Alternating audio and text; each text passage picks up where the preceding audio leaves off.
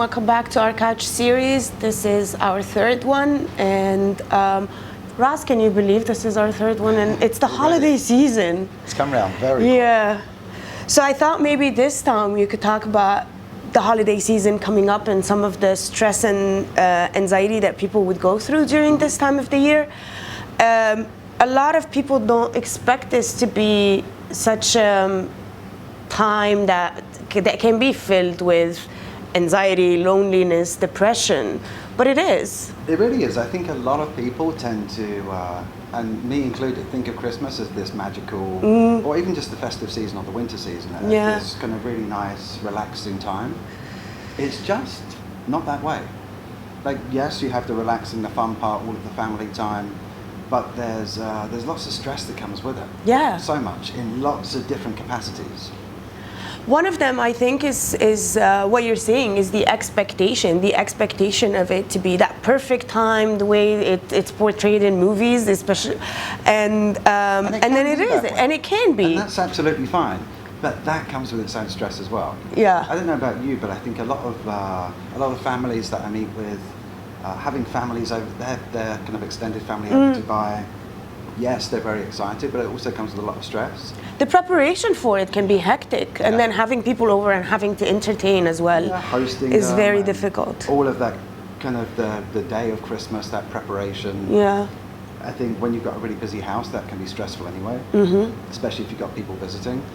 So I think in terms of just that aspect alone, it's tricky. Difficult to manage.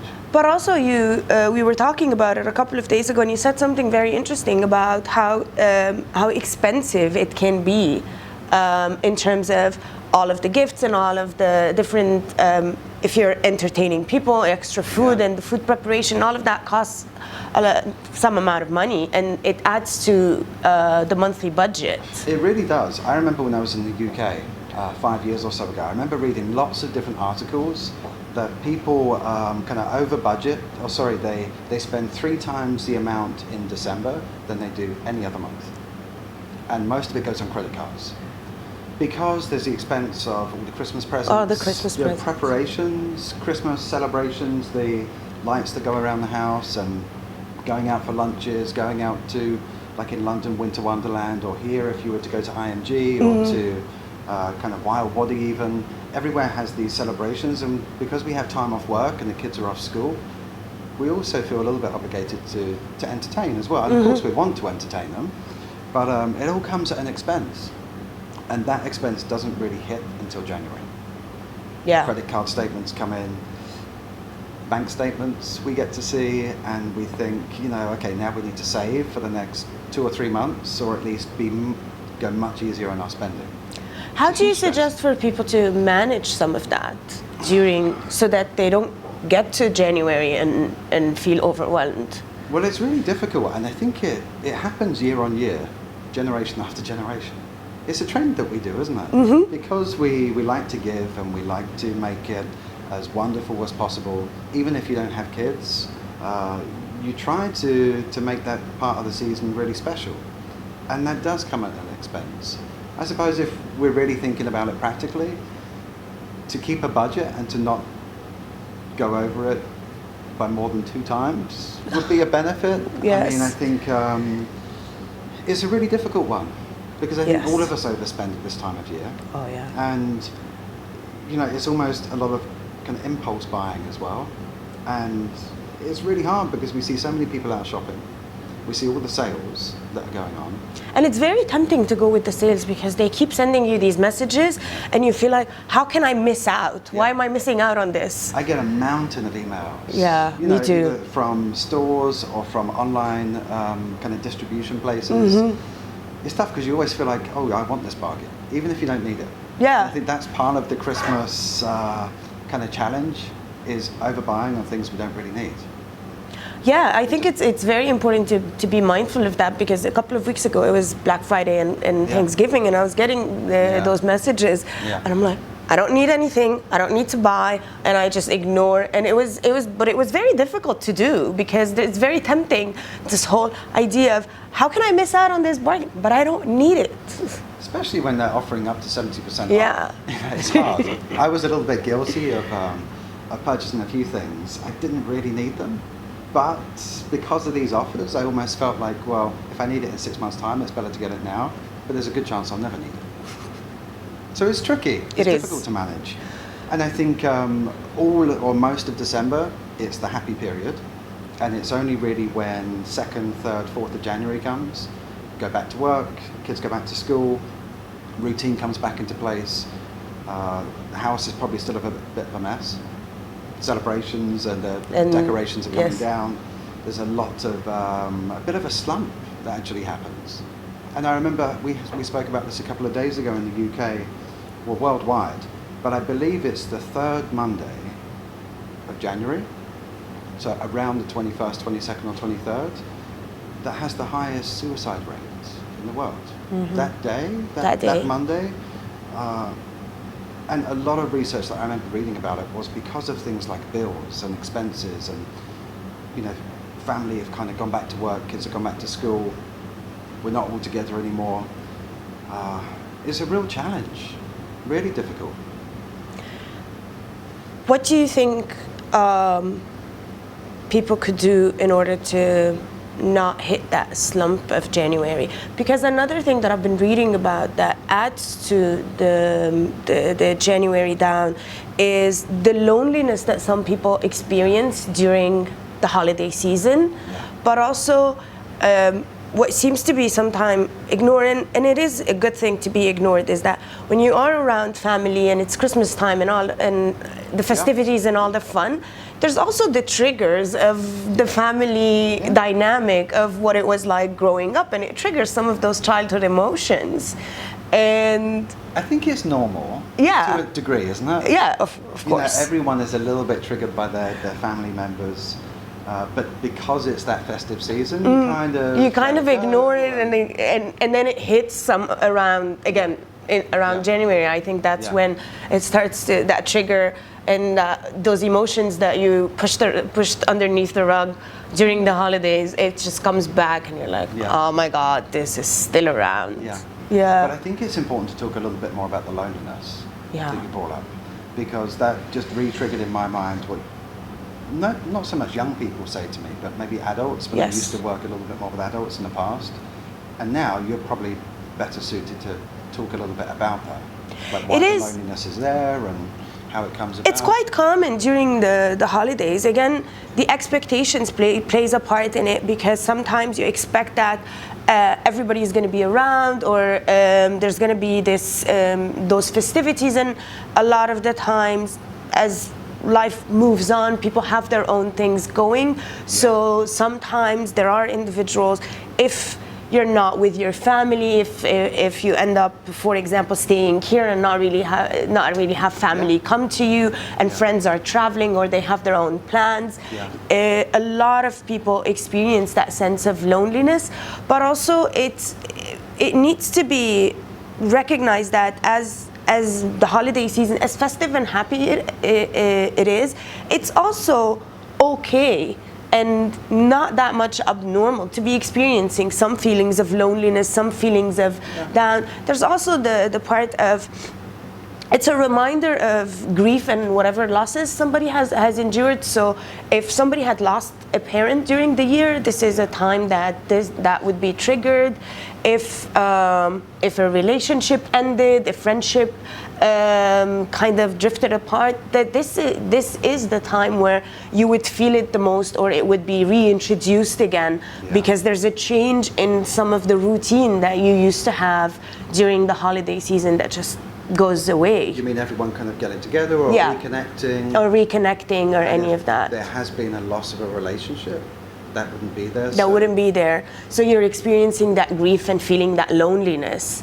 And also sometimes it's just, again, the expectation and the not reaching out. It feels like a lot of people just wait for others to reach out to them and not really express, so this is what I want to do, or what are you doing, or how can we make something happen in order for me not to experience that isolation.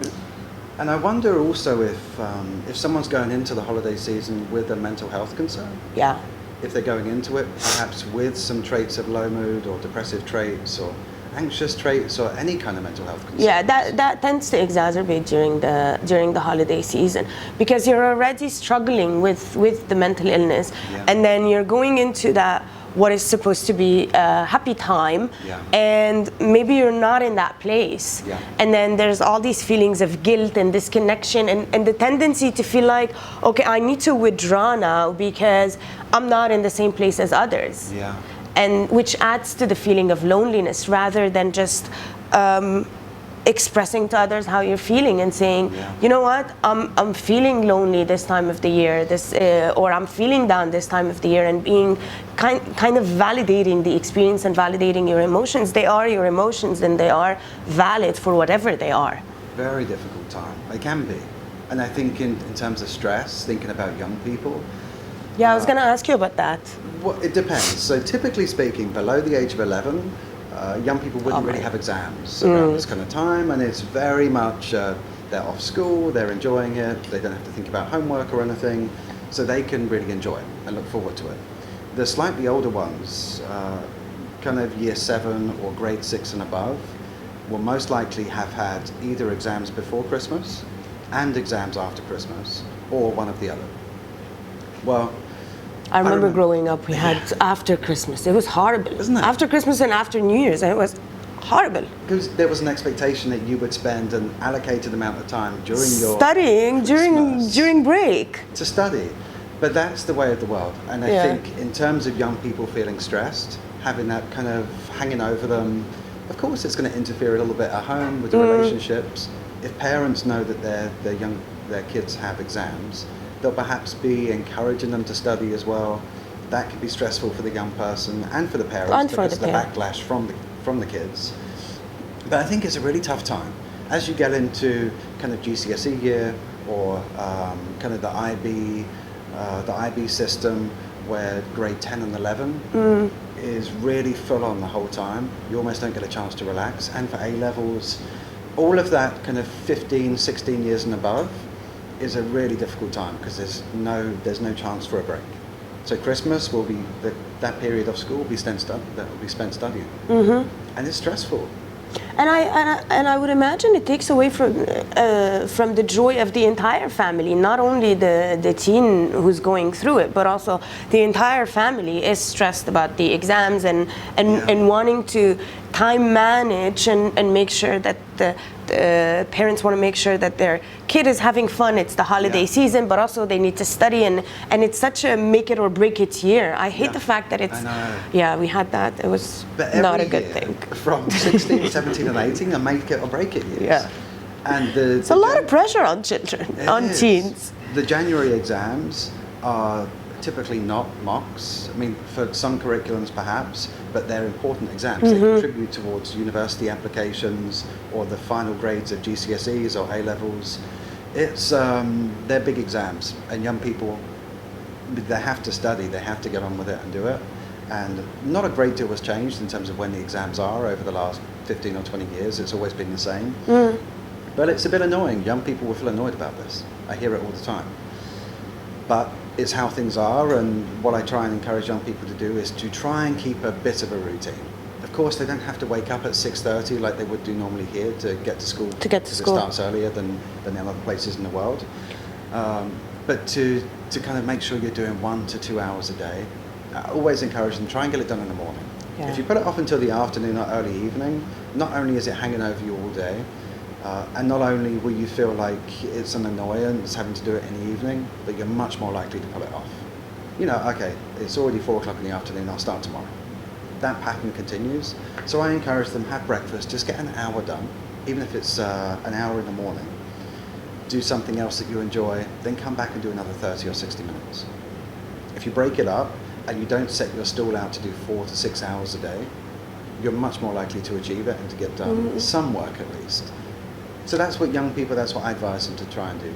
So that's pretty much what the overall advice is for the holiday season, is to have more realistic expectations in terms of studying, but also in terms of the fun and the festivities and the mood, that it is fun, but at the same time expect some turbulences along the way, and just be ride them along and validate yourself and validate your feelings. And I think just ride through them, because they're probably, I mean, when you get a family together, there will be disagreements. of course. Just accept it, try and kind of let it blow over, pick your battles, which ones are really important to you. Try to remind yourself that, you know, everyone can be a little bit stressed, or this is a good time of year, it's a time where we can get some more family time in, and try to let things blow over, like you said. But also in terms of the preparation, I meant that point, but also in terms of the preparation and everything, that lowering the expectation of everything doesn't have to be perfect. So you don't have to cook the perfect meal, or the house doesn't have to be perfectly decorated. Because at the end of the day, it does matter, but it doesn't really matter. It's all about the connection that you formulate and the fun that you have. So the higher the expectation and the more stress that you put on yourself, I think it takes out of the joy rather than anything else. That's a really good point.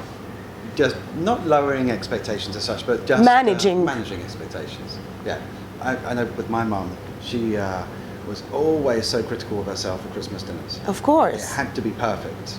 And I think it's really good that you said manage expectations. Things don't have to be perfect. No. People care about the connections, being together. The other stuff, it adds to the theme rather than makes the theme. So yeah, it's not all, the food is good, but it's not all about the food at the end of the day. It is about the fun that you have with the family, and for the family to be coming back together, especially if you have members living abroad. Like us. And Yeah, difficult. Anything else? I don't think so. I think have a wonderful Christmas or winter break if you're not celebrating Christmas. Hope it's as peaceful as it can be, and we will see you next year. January. Happy holidays, everyone, and don't forget to subscribe to our YouTube channel and our podcasts.